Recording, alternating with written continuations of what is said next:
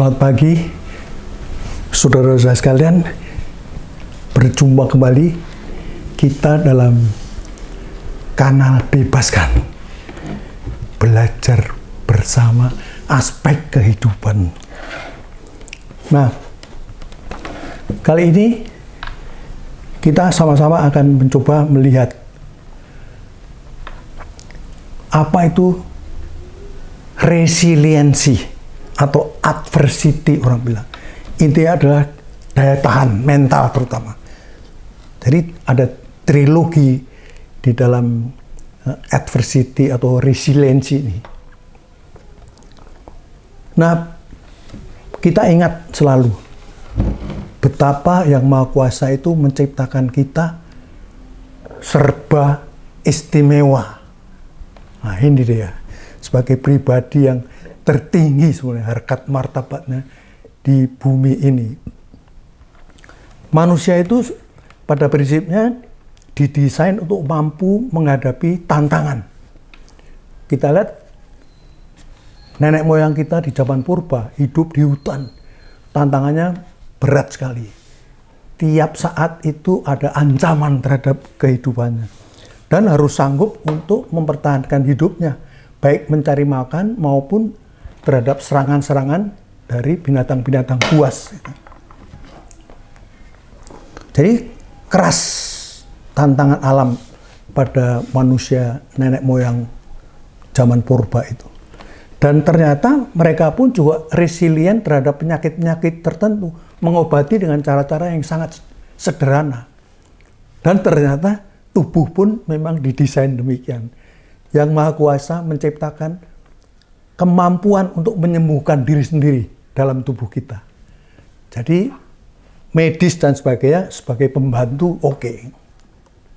Nah, kita coba mulai menyelidiki sebetulnya triloginya terdiri dari apa saja.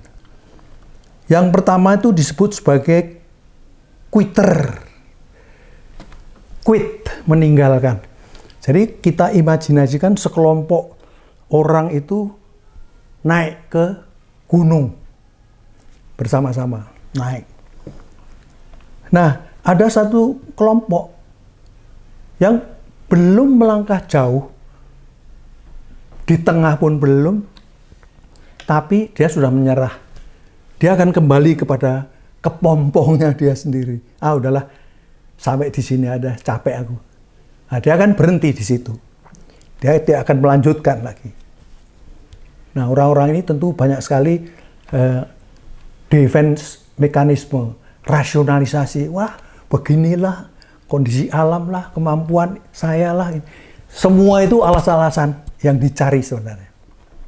Nah, ini sebetulnya ada pada diri setiap orang. Tinggal kita mau mengembangkan yang mana gitu. Yang kedua adalah campers, camping. Jadi begitu sampai di tengah gunung, dia menyatakan, adalah nggak sanggup, aku stop aja sini ya, mendirikan camp. Akhirnya berhenti tidur situ.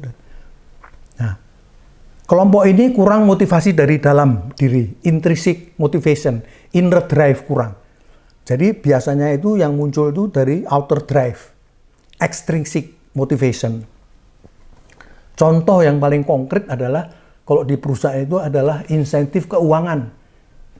Dikasih sesuatu lah dalam nilai keuangan. Nah, kita melihat kalau stimulus itu mulai menurun, itu biasanya dia juga actionnya akan menurun. Mulai dari stimulusnya itu turun, dia turun juga. Nanti ditambah lagi, naik lagi. Nah, inilah intrinsic motivator itu tidak kuat pada individu ini. Yang ketiga adalah climber, orang yang berhasil mengclimb, naik, mendaki. Biar ada halangan apapun, kalau orang Jawa bilang rawe-rawe rantas, malang-malang putung gitu. Apa yang menghalangi tebas gitu. Kemudian dia akan atasin semua persoalan, halangan. Dia akan berhasil mencapai puncak dan melihat puncak yang lain, puncak-puncak bahkan yang lain. Nah, beginilah orang yang biasanya sukses itu akan melihat, oh, rupanya ada tantangan-tantangan lain, puncak-puncak yang lain yang dapat kita lewati nanti. Maka muncul adagium pepatah itu, success breed another success. Sukses itu bisa melahirkan sukses-sukses berikutnya. Jadi orang yang sukses biasanya ya sukses lagi. Walaupun mungkin kecil, tidak apa-apa, tidak masalah. Tapi mulailah sukses kecil, maka akan melahirkan sukses yang lain. Gitu. Contoh kembali lagi itu, Nick Vujicic itu yang orang yang kelihatan tidak tampak, tidak memiliki lengan dan tungkai, tapi bisa menjadi pembicara global ya. Nah, ada sesuatu yang mungkin perlu kita simak juga pada pola asuh model. Orang tua itu kadang-kadang secara tidak sadar tentunya.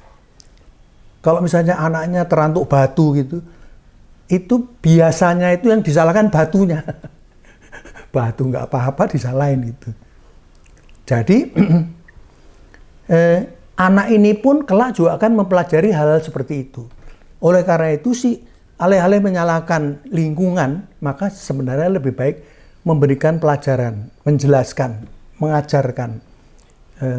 Hati-hati kalau berjalan, kalau ada batu, hindari, jangan serampangan. Jadi ini biasanya yang jauh akan lebih berhasil.